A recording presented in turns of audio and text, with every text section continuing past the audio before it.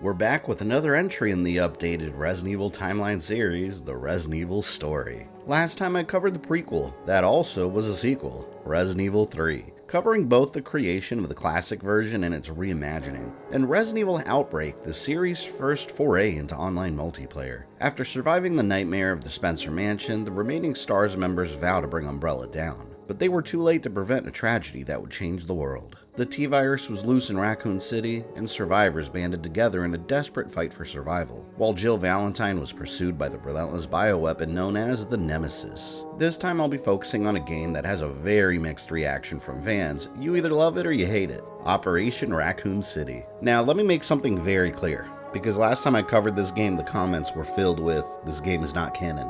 That is correct. Officially, this game is in no way canon.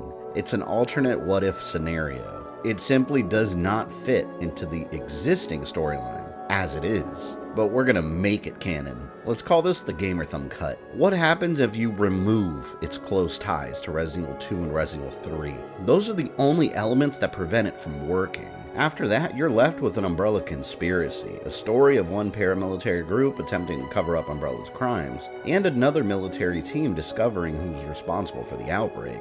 And it works even better when you weave it in with the Resident Evil Outbreak games, which on their own the canon status is in question with some of the scenarios. Resident Evil Outbreak File Number 2 does add some additional scenarios which make it more of an expansion of the original game than a full-blown sequel, so we won't be covering that game's creation in major detail, since it's really just scenarios that didn't make the cut for the first game pretty much. But before we get started, I'd like to extend a big thank you to my Patreon members. I would like to thank you for your continued support. You guys help make this channel possible and contribute to keeping these videos flowing. If you'd like to have your name up here too, gain exclusive benefits like sneak peeks, progress updates, behind the scenes, access to the Discord channel, and early access to my timeline videos, go to patreon.com/GamerThumbTV or click the link in the description to get started.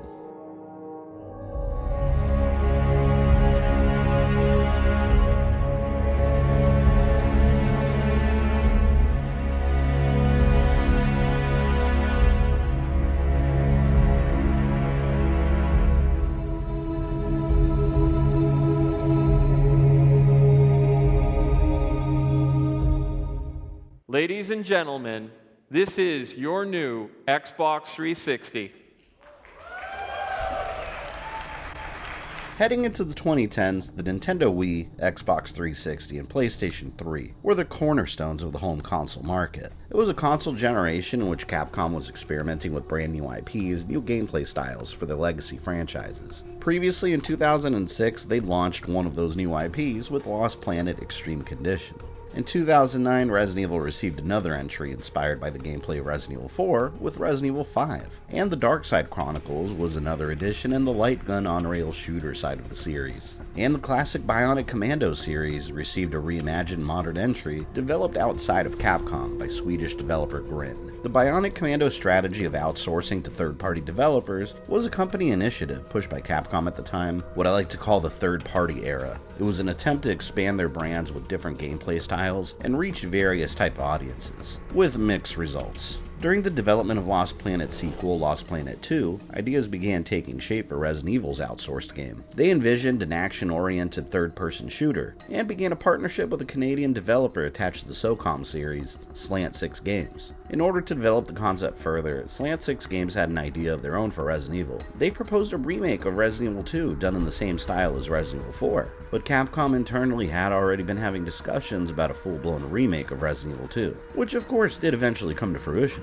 Since Capcom had final say on the collaboration, they requested an original game created by Slant Six Games in the same style as the SOCOM series. The basic idea of the story was already conceived by Capcom. Story following Umbrella Security Service troops fighting in the streets of the Raccoon City outbreak. That's the game Capcom wanted, a game tentatively titled Biohazard Raccoon City. After several meetings between Slant Six Games and Capcom, Biohazard or Resident Evil Raccoon City emerged as Resident Evil Operation Raccoon City. Its story would send the USS team on paths that would cross over with multiple legacy characters throughout the events of Resident Evil 2 and 3, resulting in a story that couldn't possibly mix with the original classics. And this was done by design, setting the game in an alternate continuity separate from the original series, so Slant Six Games could have free reign to do whatever they'd like with the story, without the restrictions of the plot that came before. In 2010, Slant Six Games gave the world the first hint that they were working on something big, posting on their website that they were developing an amazing new project that was being developed in conjunction with a new publishing partner on a world-class franchise. Rumors immediately began swirling that this mystery game was a Resident Evil title for Capcom, while Slant Six Games toiled away. In order to create a Resident Evil title inspired by SOCOM, they began building the game using the same engine, and they even reused assets from SOCOM 4 US Navy SEALs, since they were developing it alongside Operation Raccoon City. Aside from a single-player and online co-op campaign, they also developed several competitive multiplayer modes, which I always forget that this game even has. Team Attack, Biohazard, Heroes, Survivors, all these modes involve two opposing teams fighting each other while being surrounded by Umbrella's monsters. And the 360 version received an exclusive Nemesis mode, where players would have to activate the monster and use it against the opposing team.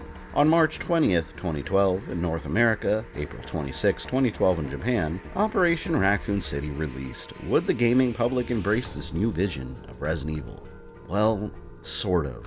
Over time, Operation Raccoon City has become a sort of cult classic among the fan base, with some that do remember it fondly. I specifically remember having a blast losing entire nights playing through the campaign online with friends, though playing the game solo can get a bit boring and tedious. The reviews upon release were mostly average, with many praising its mostly satisfying but average gunplay and its fun multiplayer components, while others criticized its overall design as a poor man's SOCOM. By May 2012, the game had shipped 2 million units worldwide and performed exceptionally well in Japan. By Capcom standards, it was a success. Operation Raccoon City was further supported after release with downloadable content that added in another campaign from the point of view of an American military spec ops team known as Echo 6, also operating Raccoon City opposite the USS. Although the game was a success for Capcom, it would also be the game that sealed the fate of Slant Six Games, and it had nothing to do with the game's performance. Shortly after the game's release, files were found on the disc that the public was not supposed to see. The long-rumored Star Wars Battlefront 3 had been in development since 2010, but after Disney acquired Lucasfilm, the project was cancelled. As it turns out, Slant Six Games had been working on it, and multiple leftover files from the Battlefront 3 project were left as data on the Operation Raccoon City discs. And if there's something to be found, the internet will find it. Loading screens, texture work, other assets that were under lock and key. Oftentimes, developers and publishers sign NDAs to prevent information on projects from getting out to the public before it's ready to be shown. And the Battlefront 3 leak was one example of trust between companies being lost. Capcom was so happy with the performance of Operation Raccoon City, they had a second title scheduled to go into production with Slant Six Games as the developer, but Capcom called it off after these files leaked. No longer being able to secure AAA deals, Slant Six Games cut its staff by 25% in 2012, until they finally did close in June of 2013. But at least they did get to leave their own original mark on the Resident Evil series forever. Now, let's get into the story. How can Operation Raccoon City possibly fit into the overall lore of the Raccoon City Outbreak storyline without breaking it? And what can these characters contribute to the history of Resident Evil?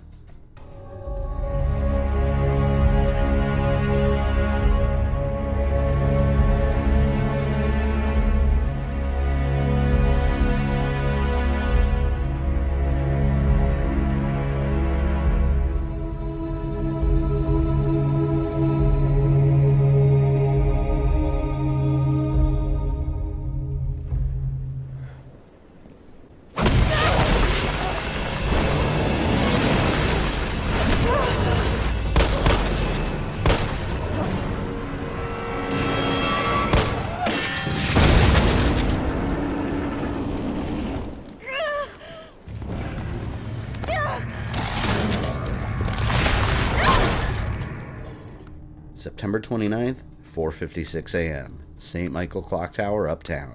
Jill Valentine had just confronted the mutated Nemesis in a brutal battle for her life. She was successfully able to fend off the beast, but at a cost. Jill was injured during the battle and was slowly succumbing to T-virus infection as Nikolai watched on with glee. But his plans didn't solely revolve around monitoring Jill's activities. Although Nikolai wore an Umbrella uniform, he was a man with no loyalty beyond his own well-being.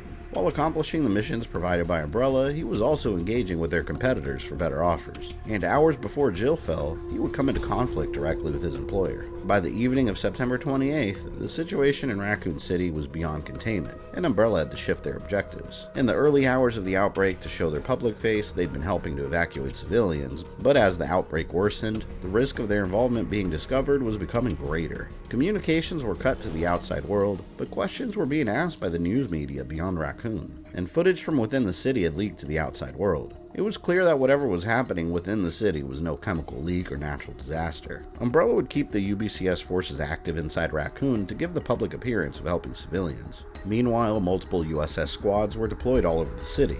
The Umbrella Security Service, paramilitary troops directly employed by Umbrella in order to protect the company's interests. One of their best squads, led by an operator known as Hunk, Alpha Team, was missing in action after confronting Dr. William Birkin for the G-Virus samples. They were presumed missing in action, likely scattered around the city, and their original USS Delta team was wiped out on the Ecliptic Express after the Leech Queen caused the outbreak in the Arclay facility. Just before the Raccoon City outbreak, a new USS Delta team was formed, nicknamed Wolfpack. They would be Umbrella's greatest tool in beginning the grand conspiracy to cover up their deepest crimes. The new Delta Squad Wolfpack consisted of 6 members, led by Karina LaPrue, codename Lupo. Aside from serving as team leader, Lupo also served as the team's assault specialist. Before joining the USS, she was enlisted in French Special Forces and retired after getting married.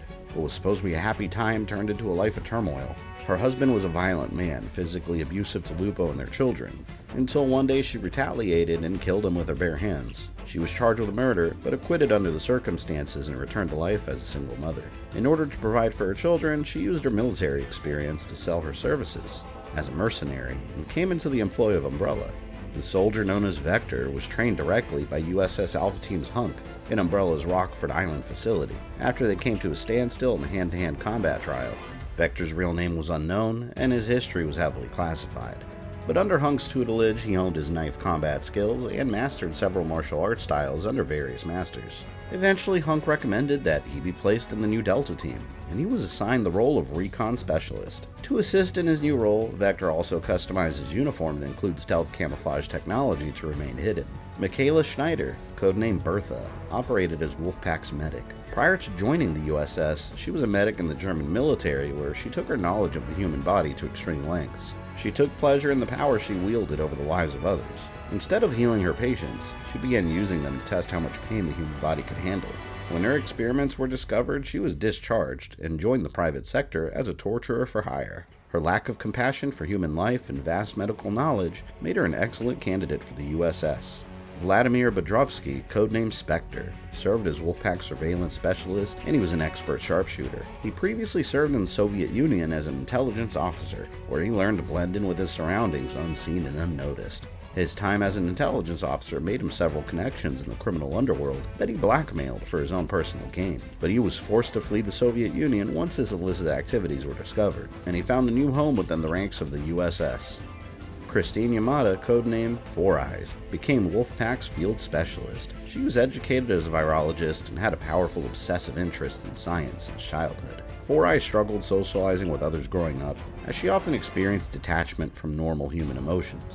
Her mind was purely analytical, and she saw other humans as nothing more than breeding grounds for viruses. She joined the USS after learning of Umbrella's bioweapons. Being able to examine their virus research was an irresistible opportunity. And finally, Hector Hivers, codenamed Beltway. He served as Wolfpack's demolitions expert and was originally from the U.S. territory of Puerto Rico. In his childhood years, he enjoyed making his friends laugh by playing practical jokes. But as he grew older, his jovial nature developed into a lack of compassion that often resulted in him taking things too far and completely humiliating others. As an adult, he joined the Army and discovered an affinity for explosives, but he lacked the ability to show restraint during military operations, which cost him a leg and his military career. He was sent home with a dishonorable discharge and barely avoided a court-martial. Umbrella saw him as a perfect recruit for the USS. With the new USS Delta team in action, Umbrella assigned them their most important mission, Operation Raccoon City. To ensure Umbrella's survival, the story of what happened must never be told. We need to make sure the truth dies, along with each scrap of evidence and every survivor. Umbrella Security Service Task Force, commence Operation Raccoon. Objective number 1, search and destroy any evidence that may implicate Umbrella in the outbreak. Umbrella was also aware that STARS had been investigating them, and although Chief Brian Irons was covering for them, they couldn't verify if other officers were made aware of STARS' findings. And the Nemesis bioweapon was already on its own mission to destroy any remaining STARS members. Objective number 2 was to execute any Raccoon City police officers they encountered. Here they come. Kill them! No time for samples, Four Eyes! Stay on him! Outbreak! Cut them off! On it, Rambo. Inspector, take them out!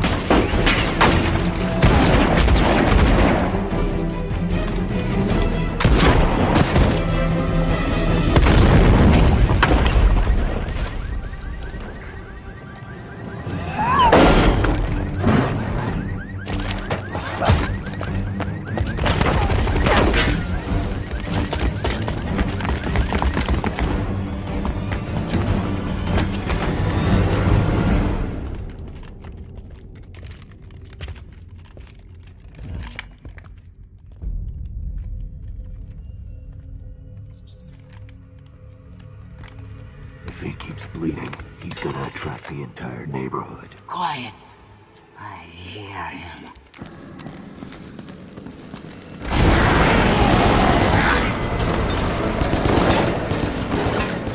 Once Wolfpack was dropped into Raccoon City, they began hunting, encountering multiple police officers running for their lives during the peak of the outbreak.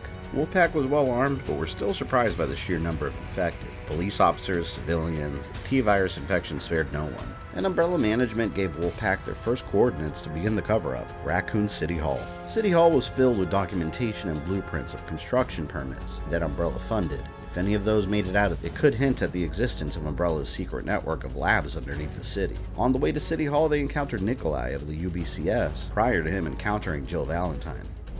Hold your fire. Here's UBCS. Nikolai Genoviev, UBCS D Platoon B Squad. Your Umbrella Security Service? Upper management must be in a panic if they sent you. What is it you're doing here? My team was sent here to rescue citizens, but there's no time for that. City Hall is a mess. I'm trying to find a safe zone. There is no safety here. So, how bad is it? City Hall is crawling with infected and some unidentified military personnel. They're looking for something. Why? What are you doing? Enough. I say we silence him. Save your bullets. Nobody can survive out here alone. We have our mission. All the best with your mission. Wolfpack immediately felt a discomfort, a cloud of suspicion around Nikolai. He seemed unconcerned about accomplishing his mission objectives, and UBCS troops rarely traveled alone, usually running missions with a squad of their men. Where were the rest of his soldiers? But they were on the same side after all, although the USS and UBCS were totally separate branches of Umbrella's paramilitary forces. The UBCS were no more than expendable hired assets meant to give Umbrella a positive public image, whereas the USS provided crucial protection for the company and defended its assets fairly. When Wolfpack entered City Hall, as expected, they found the area swarming with infected, but found a shocking surprise when the US military opened fire on them. Look what we have here. Enemy units detected. Attacking. Government forces have already entered the area. Do not let them secure that evidence. Special operations teams had been deployed throughout Raccoon City to investigate the cause of the outbreak and determine whether the city could be saved. Some corrupt elements of the government were aware of Umbrella's activities through back-end deals, including a secret criminal fraternity known as the Family, which had been embedded in American politics since the founding of the United States, but the majority of the US government only knew Umbrella's public face. During their mission briefing, Wolfpack was never told they'd be thrown into combat with the American military, but had no choice but to engage and survive. Inside City Hall, they found the building's security station and discovered Nikolai's treachery.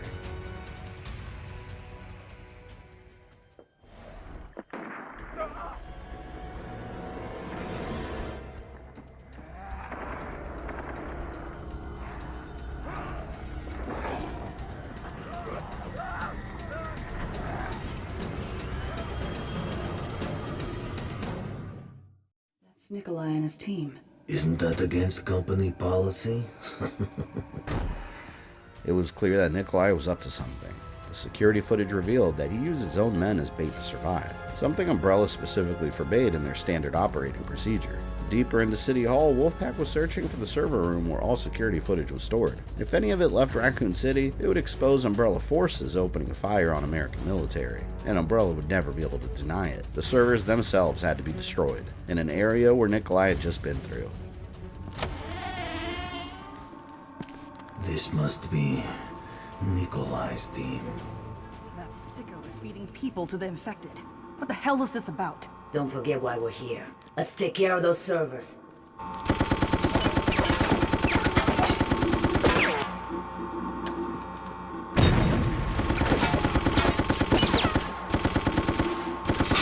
Good. Now proceed to the records room and finish the job. Just one job remained. City Hall's records room is where construction blueprints were kept. On the surface, they didn't include Umbrella's secret facilities, but a skilled architectural expert could determine that power was being routed to areas that didn't need it. If someone looked closer, they'd be able to determine that something was being hidden. Wolfpack searched the records room, located multiple plans, and burned them before moving on to their next objective. However, escape wouldn't be easy. Unknown to Wolfpack, City Hall had become a hive for liquors, and Nikolai couldn't have Umbrella forces following his operating trail. He'd been stealing evidence and company secrets in order to sell them to the highest bidder, and Wolfpack would be the bait that he needed to continue his own mission. Shit! What the hell's wrong with you, Nikolai? Why'd you off your whole day? They served their purpose most excellently, just as you. God damn it, Nikolai! Get back here!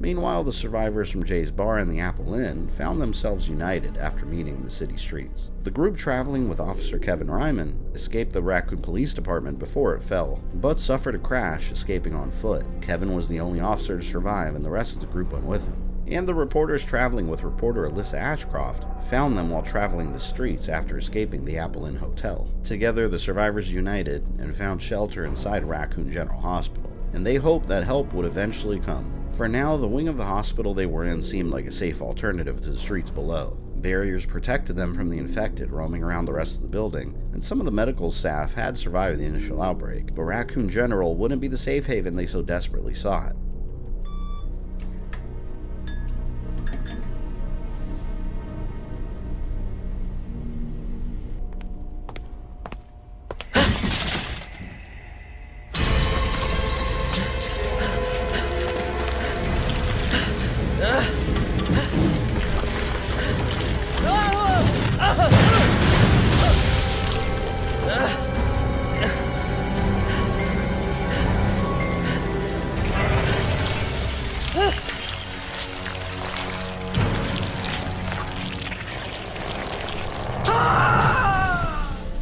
The hospital was now home to the Leechman, a mass of T-virus infected leeches. They were similar to the T-virus leeches that Dr. James Marcus worked on previously, but weren't bioengineered to obey a queen like his were. These were natural leeches, randomly infected in the sewers of Raccoon City. The leech swarm made its way through the hospital, killing and consuming the medical staff, until they chose a host body to control, acting as a colony of parasites. The Leech Man hunted the survivors, and he couldn't be stopped by traditional gunfire or blunt objects. He could only be distracted by blood packs that luckily were plentiful in the hospital. But once the blood was consumed by the leeches, the Leech Man was quickly searching for more. The survivors devised a solution. The hospital had a temperature-controlled lab to perform experiments on different chemicals. If the blood packs could be used to lure the Leech Man inside, they could trap him.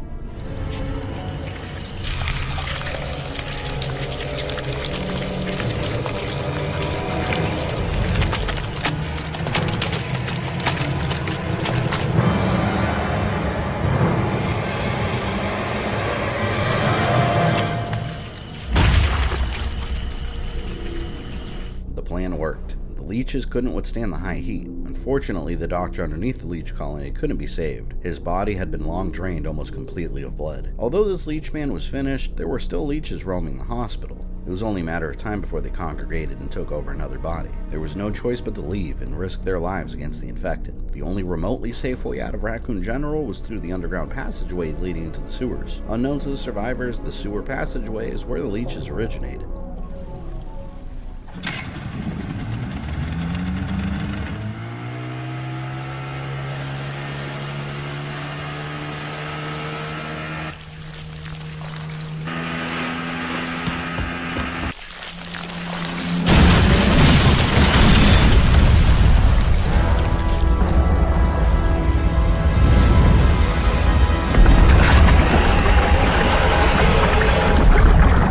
This giant leech was the first one infected with the T-virus, and it made the sewer its home underneath Raccoon General. The T-virus allowed it to grow to an enormous size, and constantly breed new leeches that traveled into the hospital in search of prey. And right now, it was the only obstacle standing in the way of escape.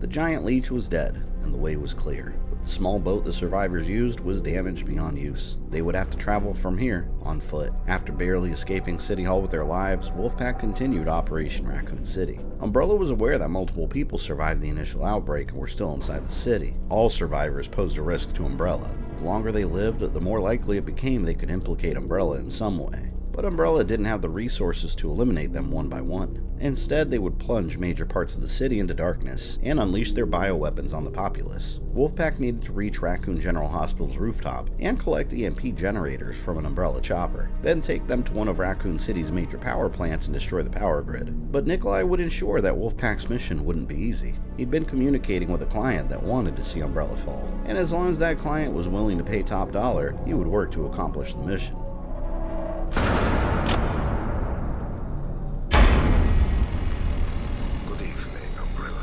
Service. Hope you haven't forgotten your friend Nikolai. I see you escaped, my little diversion at City Hall. Nikolai, we're dealing with him again? Unfortunately, my client can't have you interfering with our little side project. So, I've rigged up a few toys to keep you busy.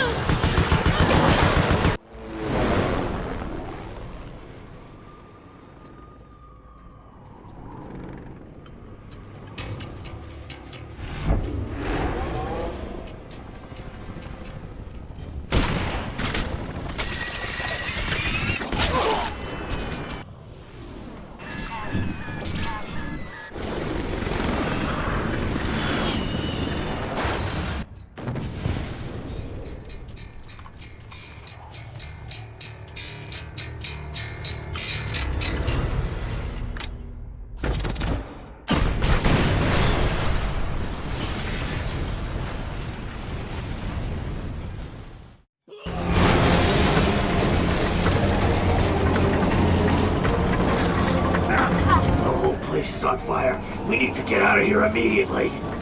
Raccoon General Hospital was about to collapse. Nikolai rigged the entire structure with explosives, trip mines, and bombs attached to infected, all in an effort to delay Wolfpack from reaching the rooftop in time. Now with the chopper crashed, the EMP generators would be his. Wolfpack's new objective was to escape the hospital before it was too late and retrieve the EMP generators from the crash site before Nikolai. They made it back into the city streets as the rest of the hospital became engulfed in flames, and they reached the crash site in the nearby park. The area was swarming in zombies that were mutated into Crimson Heads, but Wolfpack was able to successfully retrieve the EMP generators. Nikolai was a problem that wouldn't go away though. He had to be taken out. They discovered that he was hiding out nearby inside one of the buildings of St. Michael Tower. He had the high ground and equipment necessary to put up a firefight against the entire squad. Take cover. He's got a sniper rifle. Someone distract him with suppressive fire so we can move! Ha! You fools don't even know what you are doing. Do you really think that I could have done this all alone, comrades? How do you think I knew where you were going? How did I know about your precious EMP devices? My client gave me your comm channel. That's right. I've been gathering combat data for Operation Watchdog. You have been most useful in assisting me. Of course, my client wants this information. They will have to pay for it, and neither you or them can stop me.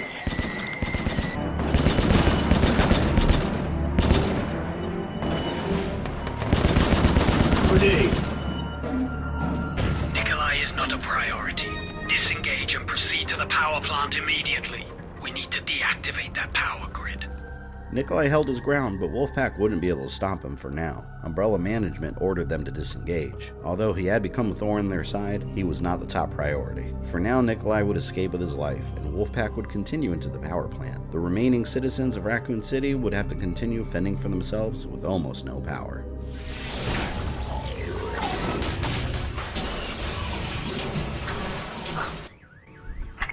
Good. The power grid's down. Our job's done. No need to keep fighting. Leave those bastards in the dark. With much of the city in darkness, Wolfpack was sent on their next mission. It would be a quick in and out. Police Chief Brian Irons was working with Umbrella for years, providing them cover. Umbrella learned that he'd been compiling evidence against them in case he needed to extort them for more money, something the company didn't take lightly. Wolfpack was ordered to find his office inside the Raccoon Police Department and destroy the evidence. Their secondary objective was to execute any police officers they found, but if any had survived, Wolfpack wouldn't be able to reach them. Many areas were boarded off and the infected were swarming the building. The intel should be in that office somewhere.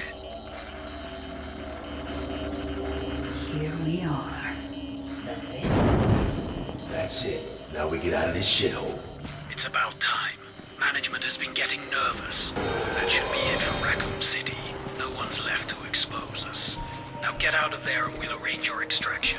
Once they found Chief Irons' files and burned them, Wolfpack's job was done. Operation Raccoon City was over. The US military would find nothing to connect the outbreak to Umbrella. Survivors would dwindle as more bioweapons were unleashed, and nobody was left that could expose them, except one loose end.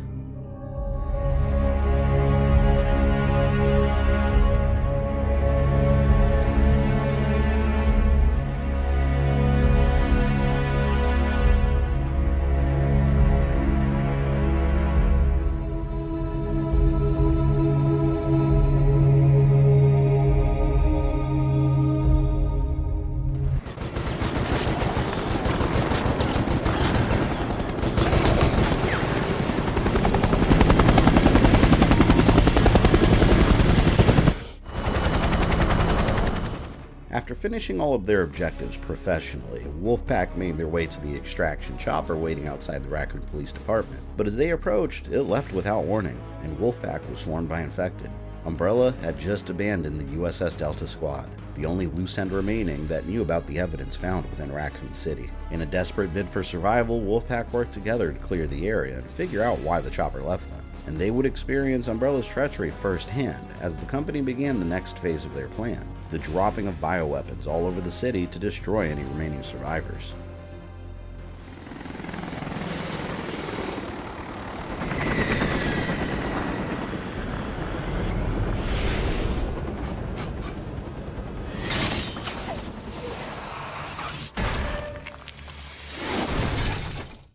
Ah, shit. They won't discriminate.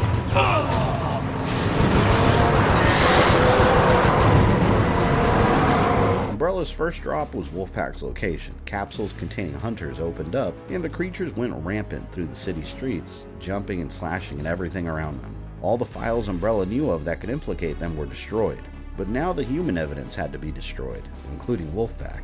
Communications went quiet with Umbrella management as Wolfpack opened fire on the hordes of hunters and infected. There was no way out of the city without extraction, and eventually, they'd run low on ammo. Umbrella also took the Outbreak as a valuable opportunity to collect live combat data on its bioweapons performance. Not only did the company abandon Wolfpack to survive against hunters and the US military squads left in the city, they also dropped some of their fiercest weapons, T-103 Tyrants. Look, we can buy some time in there.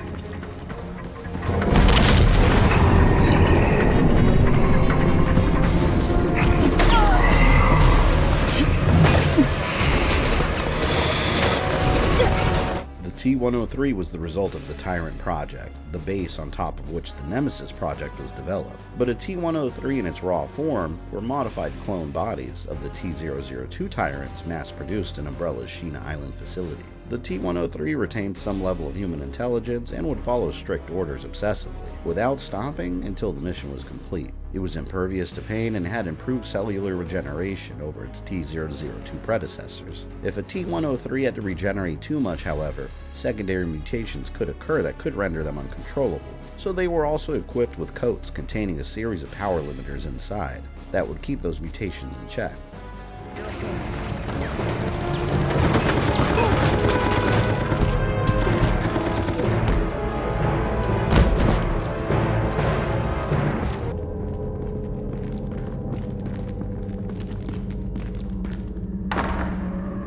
What's the matter? Get off me. Command? Yeah, fuck you too! Are they answering? Does it look like they're answering? They fucking left us. Wolfpack disabled the Tyrant for now and took the opportunity to escape and regroup. Meanwhile, underneath the city in Umbrella's secret nest lab where William Birkin developed the G-Virus, remaining Umbrella staff were in a panic. One researcher, Monica, believed the Raccoon City outbreak sealed the company's fate, and she decided to take advantage of the chaos for herself. She killed her fellow researchers and decided to steal a G-Virus-infected larva. Surely an Umbrella competitor would pay a high price for such a prize. With the G-larva in hand, she needed to find a way out using one of Umbrella's many emergency escape trams, but she didn't have the credentials to activate the platform leading up to the surface. And then she found her solution.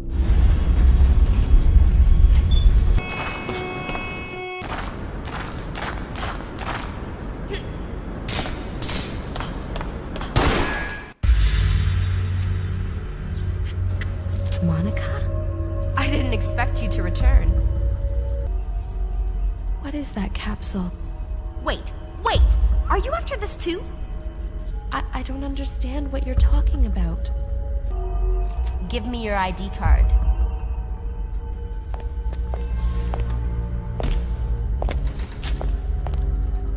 Yoko, you little lifesaver. I'm so glad we had this chance to catch up.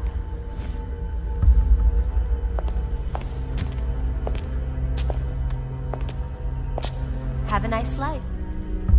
What's left of it.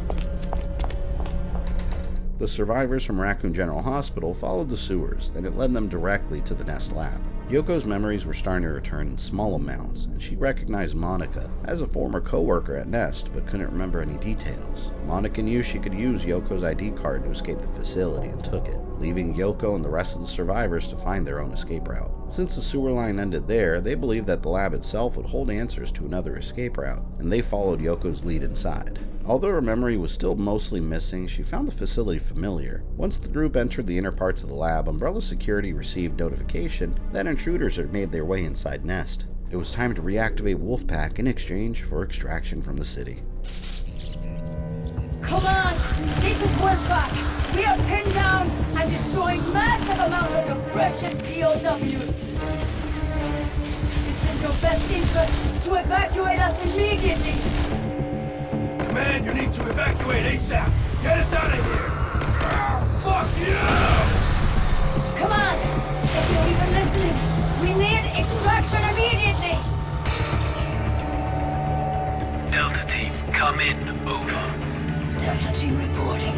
We've been impressed by your actions. Give a shit. Management feels we were a bit too quick to judge your unit, perhaps a little harsh. Therefore, we have reluctantly agreed to your request for extraction. However, to carry out your wish, you will need to deal with the spies that have infiltrated our laboratory facility. Your new objective is to get to the facility, identify the spies, and kill them. Transmitting coordinates. You need to give us answers. Why did you... Terminating transmission. Command out. Wolfpack sought answers to why they were abandoned, but Umbrella management only cared about results. Wolfpack was ordered to travel into the sewers, reach the Nest lab, and eliminate the intruders. While Wolfpack fought through the streets and traveled towards the Nest facility, the survivors inside explored the lab and discovered massive amounts of evidence that Umbrella was directly involved in the outbreak. With a police officer like Kevin Ryman in the group collecting the evidence they found, the survivors had become a huge threat to the company's survival post-Raccoon City. Deep inside the Nest facility, they discovered that the temperature was incredibly low, and many of the lab's wings were frozen shut in a thick layer of ice. When the outbreak started, the damage done to the lab allowed many of the bioweapons inside to break out. An injured and dying Umbrella researcher used his last ounce of strength to stop them from escaping by lowering the temperature inside. Yoko and the survivors had no choice but to undo his sacrifice and turned on the lab's heating mechanism in order to escape.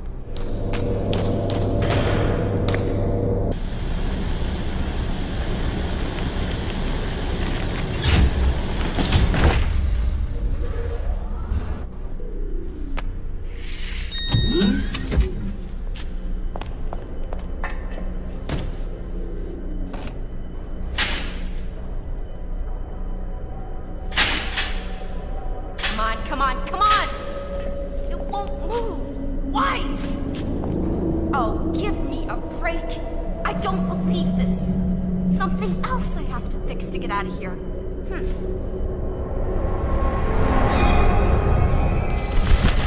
The ice began quickly melting, reviving the bioweapons inside. But with the lab unfrozen, they also would have means of escape with a tram that led to the surface. Monica, using Yoko's credentials, tried using the same tram, but failed after she was attacked by one of Umbrella's bioweapons. And the G-larva she was carrying escaped. Before Yoko and the group left to the surface, they saw Monica collapse, and the creature she unintentionally grew within her body made its way up.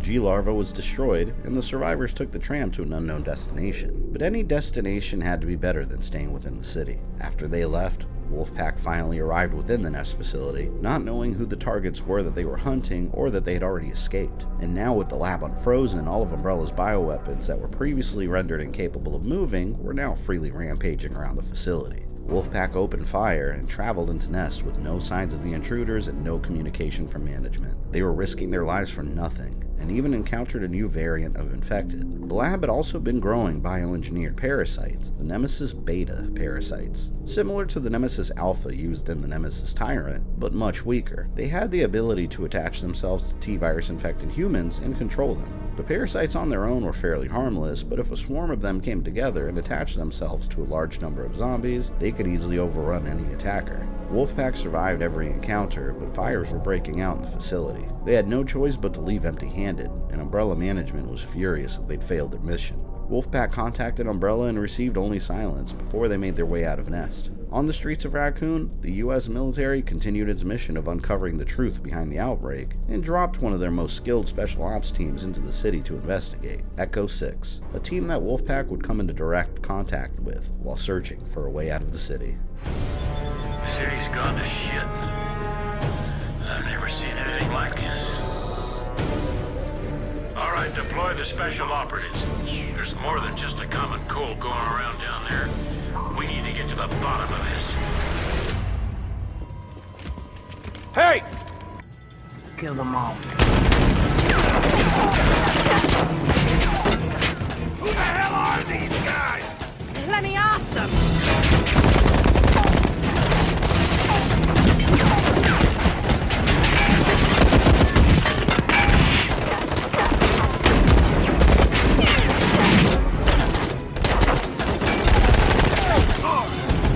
Son of a bitch.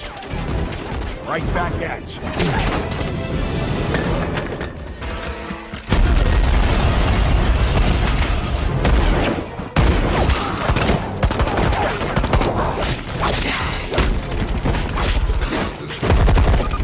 We've got a T-103 Tyrant approaching.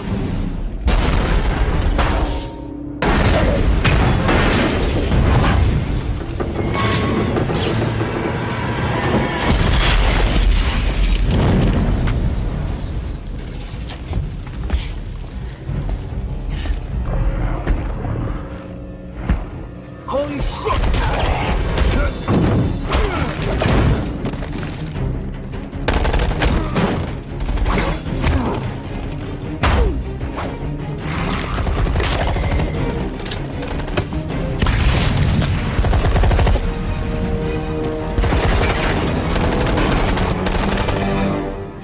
Delta Team, what's your status? First, we need to renegotiate our deal. What are you talking about? You left us for dead, fighting your POWs. We want triple the original amount, and an evac chopper sent to our You must location be out of immediately. your mind. We're not negotiating with you. Finish your mission. Finish it yourself. Consider our contract with Umbrella terminated. Then you can die along with Raccoon City. We'll take our chances. Once we get out of this city, we're going to gut Umbrella from the inside out.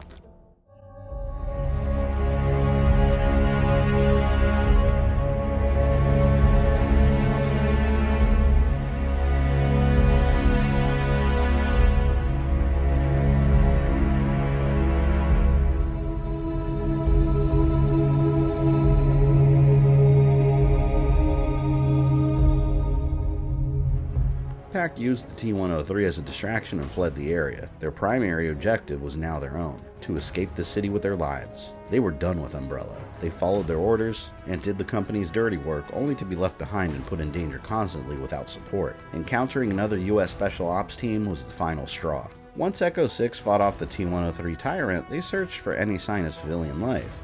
Civilian contact ahead. Look lively.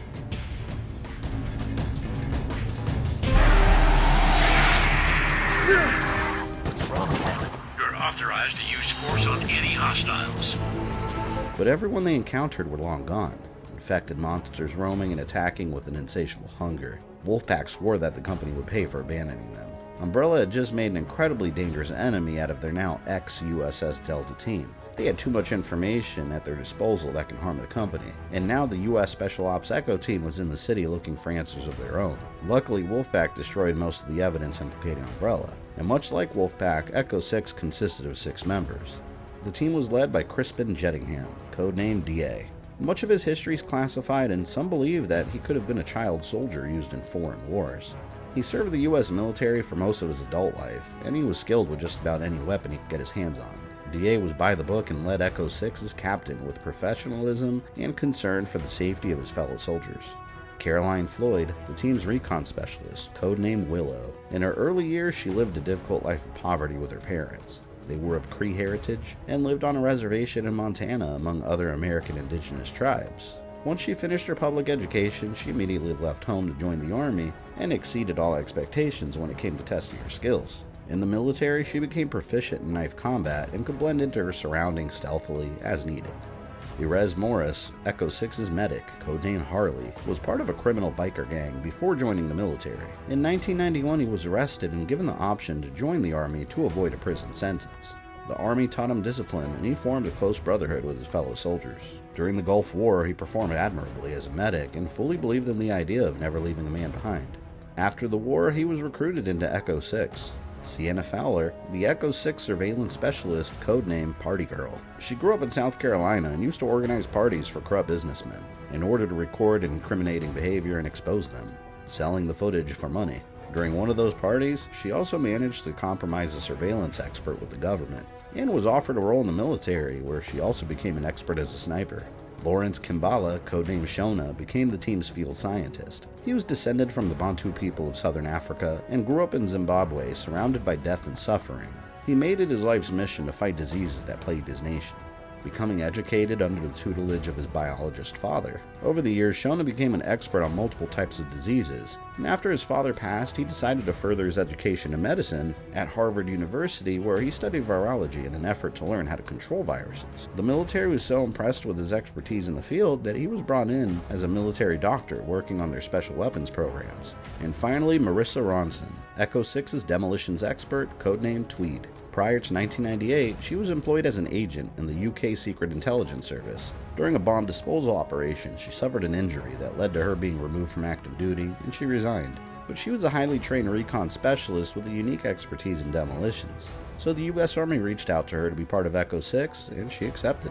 In Raccoon City, Echo 6 found a city filled with the undead and no answers. The evidence inside City Hall was already destroyed, and the few police left were scattered and struggling to survive. There were no authority figures left that could provide answers. Normally, the mission would be considered a failure, but the USS Wolfpack squad kept their promise of gutting Umbrella from the inside. As soon as they left the city, they reached out to the US military commanders in charge of the operation and sent them schematics of the nest facility. The worst kind of evidence that could get out was just provided to the US military.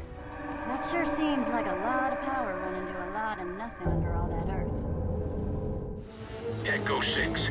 Umbrella's underground facility should be nearby. Search the sewers for an entrance. Loud and clear, Command. I've mapped the sewer entrance from the schematics. Location updated. USS are nearby. Engage and neutralize them.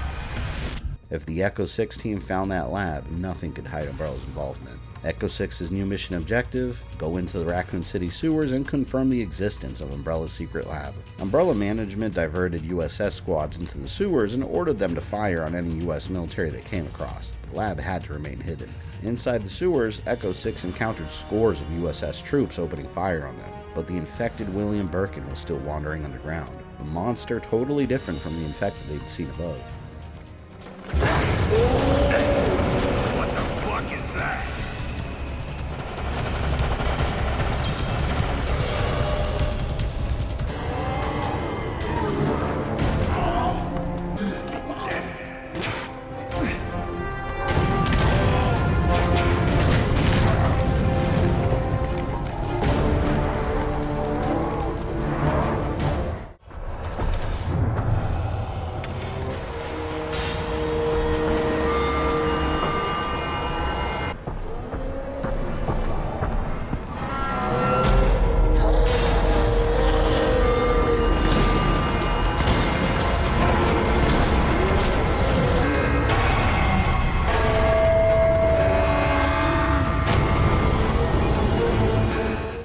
Birkin was so out of control that he damaged the floor enough to fall through, and Echo 6 continued following the provided schematics leading to the lab. It was obvious the structure was Umbrella's facility. It wasn't part of the sewer's maintenance systems, and the Umbrella Corporation logo was clearly visible. The same parasite zombies Wolfpack encountered were everywhere outside the confines of the lab, and were quickly taking over the bodies of deceased USS troops. By September 29th, 4:49 a.m., Echo 6 was inside of Nest. Umbrella's worst concerns were coming true. Wolfpack didn't provide any insight into what was inside, since they themselves weren't completely aware, but they knew if any of Umbrella's secrets inside were discovered, it would be disastrous for the company. Just beyond the entrance was an employee welcome center, and a computer console that Echo 6 was able to hack, and it told them everything. Welcome to Umbrella. Commonly known to the world as a leading global producer of pharmaceuticals and household products, we are also a pioneer in biological and genetic research. As one of Umbrella's specialized researchers, you will be working extensively with our T-virus. This groundbreaking virus can be used to create bioorganic weapons as varied as our clients' needs. The MA-121, the T-103, and the new TO2 Nemesis are just a few of our cutting-edge products. Now the greatest minds at Umbrella have made a recent breakthrough into a new virus strain called the G-virus. Only a select few will be chosen to conduct research with it. The G-virus will make us the leaders in modern warfare and present a benchmark in scientific discovery that will be more significant than the polio vaccine or the atomic bomb. That is because the G-virus will put natural evolution in the palm of our hands. Echo 6 collected the evidence and informed their superiors. All these monsters they'd been encountering throughout the night were created by Umbrella, and now in Umbrella's own words, they had the proof to incriminate them. Echo 6 needed to escape so the world would know the truth of what happened inside Raccoon City. This wing of the Nest facility was a bioweapons programming lab where bioweapons that could follow orders were implemented with mission objectives. In the lab, Echo 6 encountered T-103 in the process of being programmed, and they destroyed the equipment in an attempt to stop it from awakening, but it was too late. The tyrant woke up and Echo 6 began evacuating the facility with the T-103 in pursuit. Such a powerful bioweapon running uncontrollably in the lab attracted the Nemesis beta parasites looking for bodies to control, and a group of them attempted to take over the T-103's body.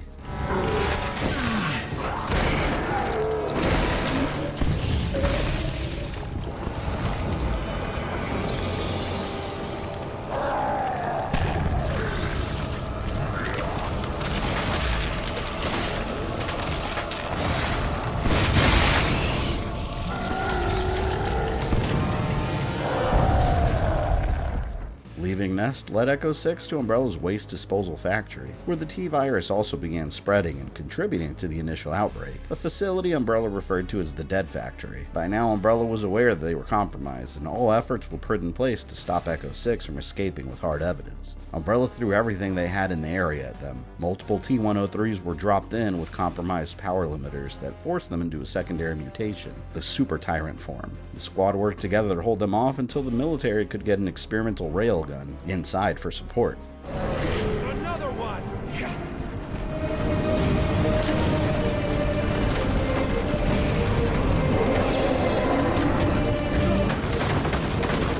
Echo 6, a Paracelsus railgun is arriving in 3, 2, 1.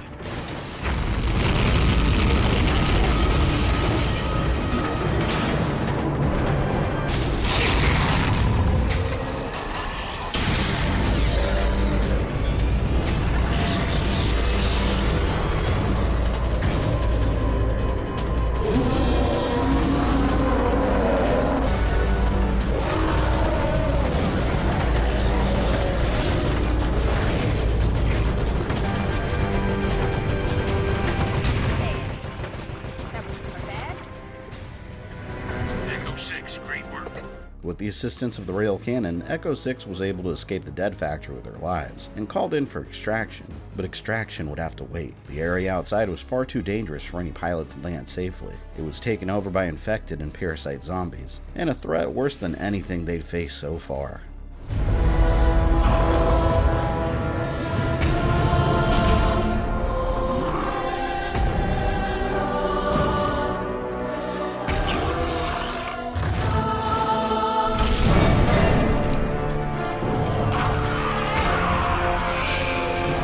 T-103 that was following them inside the Nest facility had re-emerged as a deformed beast. Merging the Nemesis Beta parasite with the T-103 resulted in the parasite Super Tyrant.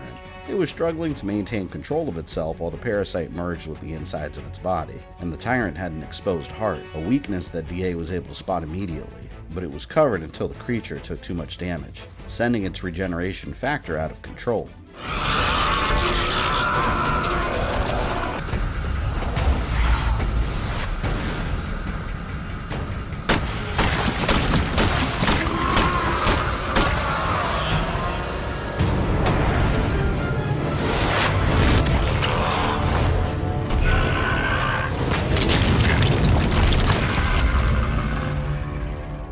The parasite Super Tyrant was annihilated. Much of the military was being called out of the city. Behind the scenes, plans for the future of Raccoon City were being drawn up and shared with the President of the United States. Big decisions had to be made, and the one question hanging over the heads of the military commanders was, could Raccoon City even be saved?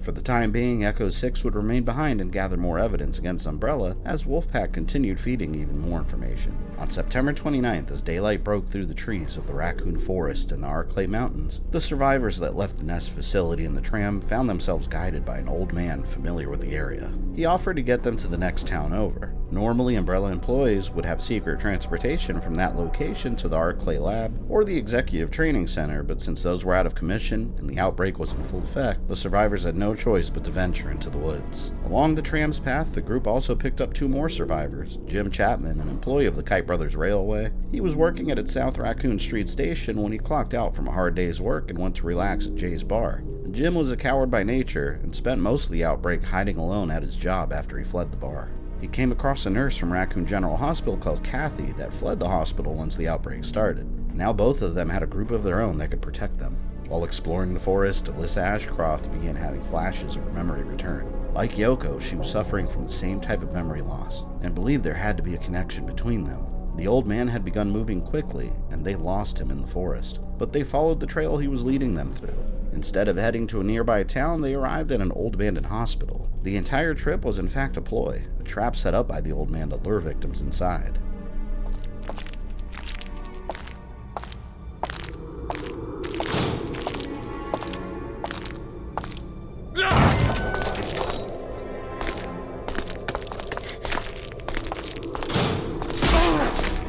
He was actually a local serial killer, the Axeman, but he had a direct connection to the old hospital, and so did Alyssa Ashcroft. The survivors ran through the halls, splitting different ways in an attempt to find a way out. Most of the doors were either locked from the outside or inaccessible due to uncontrolled plant growth, as the Axeman slowly stalked them. His real name was Dr. Albert Lester. Before taking on the persona of the Axeman, he was the director of the Arclay Mountains Hospital.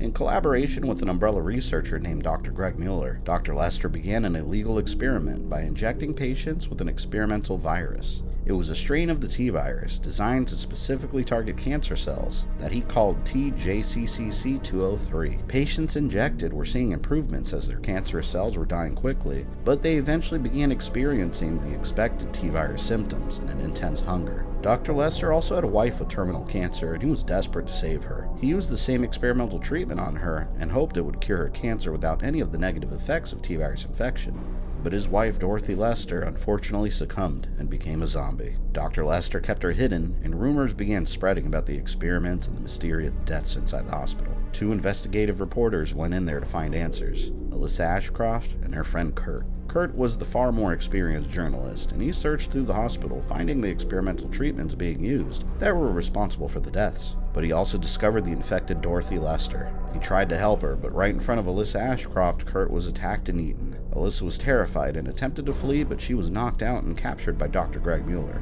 Afterwards, he performed the same experiment that he used on Yoko, the ex-Umbrella employee, a procedure that would suppress the memory of this traumatic event. Both women were victims of his memory-erasing experiments. And then he let Alyssa go with only the vague memory that there was some sort of accident at the hospital. Umbrella didn't want to risk another infection event and shut the entire facility down, with Chief Brian Irons working to cover up the truth. Dr. Lester retreated to a cabin he built in the woods for himself and his wife. He was distraught over her loss. Since the hospital was shut down, he assumed Umbrella took her body and incinerated it, and he would often visit the crumbling building to mourn her. But one day he made a wonderful discovery. In the hospital's ICU, he found a plant growing on the wall that was becoming very large very quickly. At some point, the T-virus had leaked and began affecting the plant life, and the infected Dorothy made her way down to it before being consumed and merging with the plant. Dr. Lester became obsessed with the plant and believed it was his wife returned to him from beyond. He began feeding it over the years by killing small animals and eventually moved on to hikers and campers near the hospital, chopping them into pieces for the plant's meals. Since he was constantly exposed to the plant, he was also infected with the virus from the treatments, and he began mutating himself, resulting in a regenerative healing factor. Now Alyssa and the rest of the survivors were on the plant's menu, and the Axeman would prepare them. Alyssa's memories were unlocked, being so close to the hospital again. She remembered everything. She swore she would avenge Kurt, but no matter how much damage they inflicted on the Axeman, he always stood back up. An escape was impossible since large vines were rapidly growing over the doors and sealing them. Alyssa and the survivors found a solvent, however, that could weaken and dissolve plant life. They made their way to the roof with the Axeman in pursuit and injected it on a large part of the plant, causing many of the vines to retract. And inside the ICU, they found the core of the body, holding the deceased Dorothy Lester.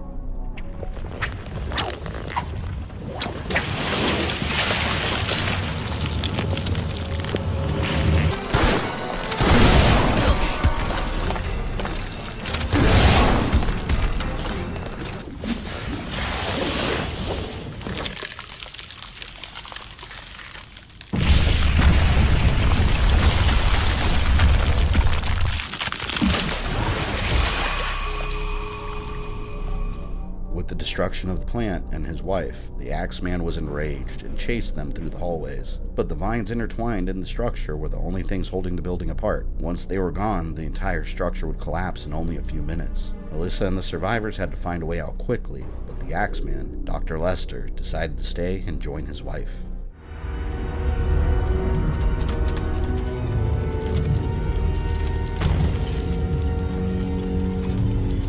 So there you are, my dear.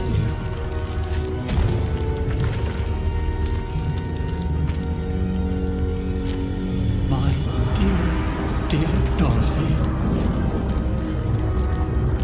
I'll never leave your side again.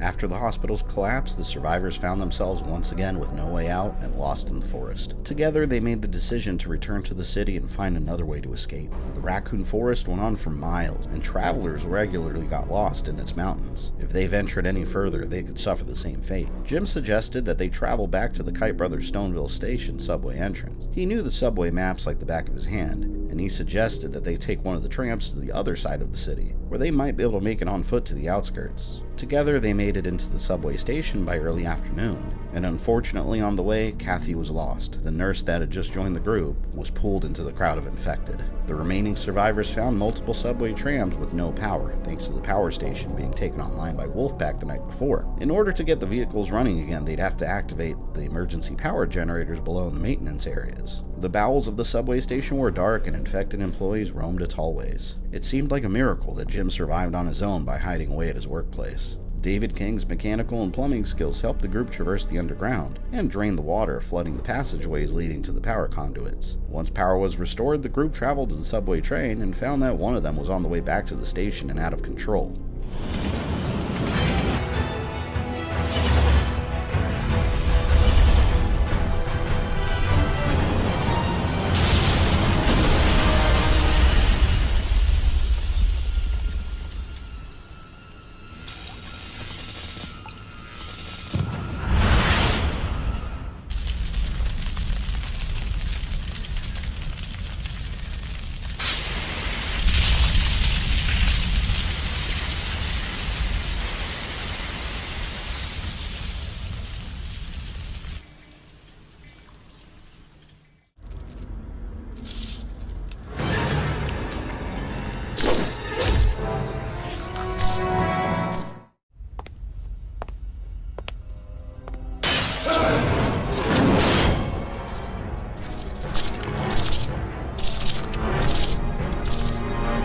subway crashed violently, spreading flames in multiple directions, and just beyond the wreck, the group discovered a horrifying mutation in the darkness of the subway. A giant infected flea made the subway its home, the Gigabyte, where it lived with its smaller but just as ferocious offspring, the Megabytes. As long as these creatures were in the way, the train wouldn't be able to get through. After T-virus infection, what would normally be tiny nuisances and almost unseen creatures were now bloodthirsty and much larger than a human being.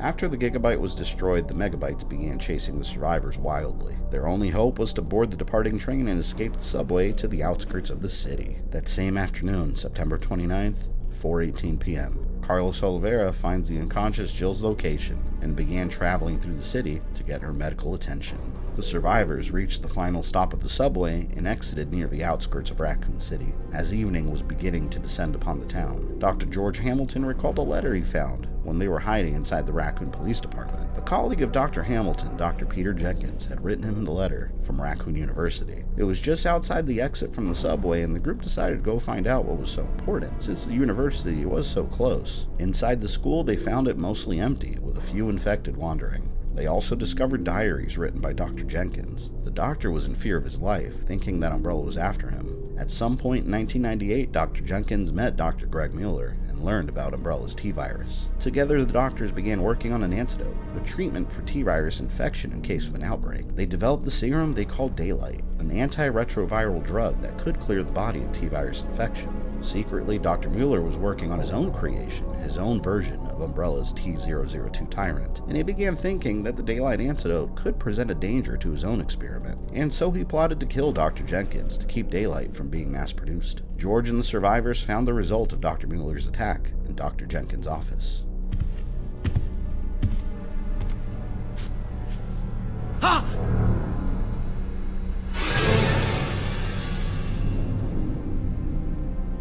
Dr. Jenkins had been shot in the back of the head by Mueller. Heroically, Dr. Jenkins, anticipating his own death, left behind detailed instructions and hidden notes, believing that his close friend Dr. George Hamilton could piece them together, and he did. If a cure could be synthesized, the group needed to create it before leaving the city. Daylight could be the single most important thing to come out of this tragedy. The recipe for its creation involved 3 main ingredients: V-poison, a toxin produced by T-virus mutated wasps; T-blood, a sample of blood from a T-virus infected creature; and P-base, a chemical compound that assisted in the synthesis of Daylight. With all 3 parts mixed together in a special incubator, the survivors would have a cure that could protect the entire world. Luckily, Dr. Jenkins left detailed instructions behind of the ingredients' locations. V-poison was found in the nest of the infected wasps around the university. All that remained was T-blood, which wouldn't be as easy to attain. The zombie's blood was infected but already compromised at a biological level. It simply wouldn't work. T-blood would need to be attained from a viable bioweapon, and one just happened to be unleashed.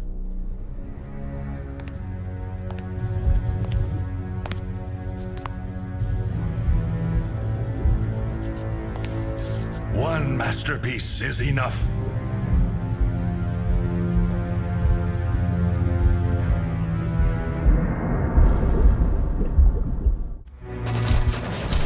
Closing in! All right, come on. The thing's too huge.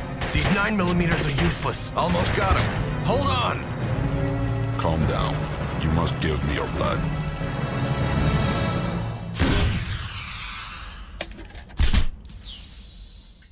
Dr. Greg Mueller released his experimental Thanatos Tyrant after he learned that a UBCS squad was sent on a mission to retrieve it for Umbrella. Thanatos was his life's work, and nobody would claim it as theirs. As it began its rampage, Nikolai returned after monitoring Jill's encounter with the Nemesis. He watched the UBCS team be slaughtered by the Tyrant, while he only cared about collecting his own sample.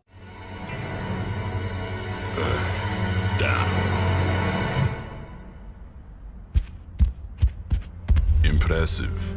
I won't underestimate it next time.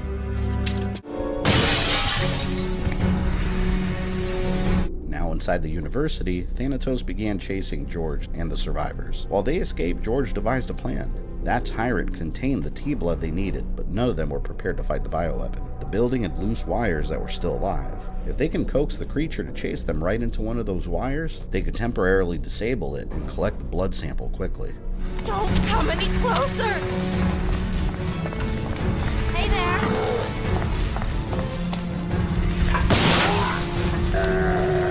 Hey there! What's wrong? The plan worked. Dr. Hamilton extracted the necessary amount of T-blood, and together with the other survivors, they retreated to the university's medical lab, where the chemicals could be synthesized together. While waiting for the resulting daylight antidote, they tested themselves for T-virus infection, using Dr. Jenkins' equipment. The results were positive. They were all infected, but there was no telling how long they had been infected for or how, likely due to the city's drinking water. Without realizing it, Dr. Jenkins' sacrifice had also saved their own lives. Dr. Hamilton had enough ingredients to create enough daylight for all of them, and one extra vial that would need to be taken out of the city and mass-produced. After producing daylight, they encountered Dr. Greg Mueller, who wished to test his Thanatos Tyrant against living targets. My apologies for this place being so hectic. I have been monitoring your progress from here. I am grateful for your assistance. Daylight is it. The only resource against the T-virus. I cannot give it over to Umbrella. They're the ones responsible for the catastrophe which has befallen the city. In retrospect, that entire T project was a total disaster. Brute force should not be the only criterion for a weapon. It must also be beautiful, unique, and godlike. You will also assist me. You're going to play with my ultimate creation.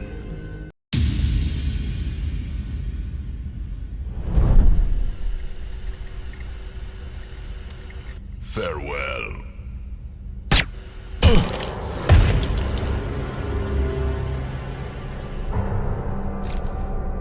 Almost time. The doctor was murdered in cold blood by Nikolai, a loose end that he would seek Umbrella to pay him for. To destroy any more evidence, he also planted explosives all over the university. The survivors had to escape before the entire campus exploded.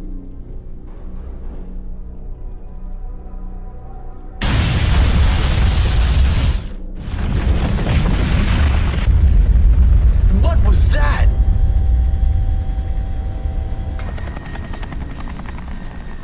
And they made it outside just in time before the university's destruction, and the Thanatos Tyrant was buried beneath the rubble. Just overhead, one of the very few Raccoon Fire Department helicopters left were patrolling the area, searching for survivors that needed help, and firefighters instructed the survivors to head to the courtyard for evacuation. Although Dr. Miller wouldn't see it, his creation would indeed be tested. The collapse of the university didn't destroy the bioweapon, it simply triggered its mutation into a more powerful form. Thanatos was strictly designed for mass killing, and harming it would trigger a mutation that increased its height and strength dramatically. Although it was designed to be stronger than the T-002, it suffered from the same weakness the original Tyrant possessed, an exposed heart organ. What's wrong?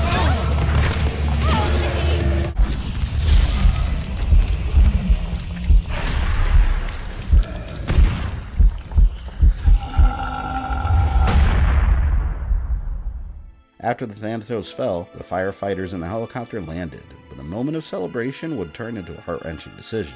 The light helicopter was already beyond weight capacity with rescued survivors, and there was only room for one more person. The entire group decided that the daylight antidote and Dr. George Hamilton's expertise on the subject had to make it out of the city as soon as possible. The rest of them were already cured of the T-virus infection, and they would search for another way out. As long as they stuck together, they believed they had a chance to survive. They said their goodbyes, thankful for Dr. Hamilton's cure, and parted ways as late afternoon began transitioning into the night of September 29th.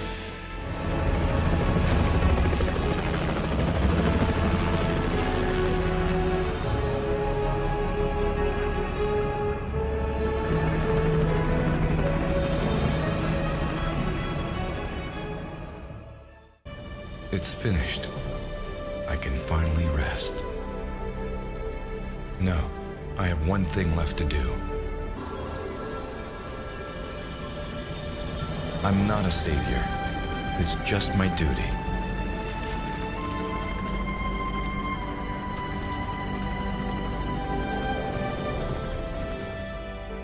Join me next time for the Resident Evil story, Chapter 5, Apocalypse. When the decision is made that Raccoon City cannot be saved, the military pulls out and all rescue operations cease, leaving behind a dead city with no barriers in the surrounding areas. Officer Leon S. Kennedy reports to Raccoon City on his first shift on the job after receiving a mysterious warning to stay away, and Chris Redfield's sister Claire arrives in search of her missing brother. Together, they discover the nightmare that the people of Raccoon City were suffering, while the world remained unaware of the truth. And the survivors still trapped inside city limits continue searching for a pathway to safety.